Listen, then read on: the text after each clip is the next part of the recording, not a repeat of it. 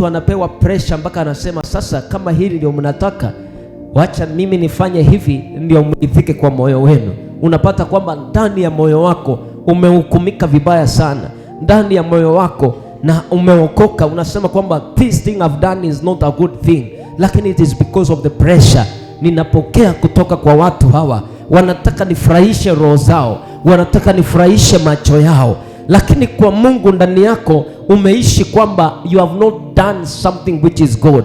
Nasema kwamba Mungu akupe mlango wa kutokea wakati ambapo vita zimekuwa nyingi. Mungu akupe mlango wa kutokea, maana vita zinapojaa, moshi unapojaa kwa nyumba na mlango hujafunguliwa, ile moshi itakuwa nyingi na itaweza kukuua. Na hiyo Mungu akupe nafasi, mlango ifunguke, maneno yale yanakoroga akili yako yapungue, vita zile zinakoroga akili yako zikapungue, uwe salama katika jina la Yesu Kristo.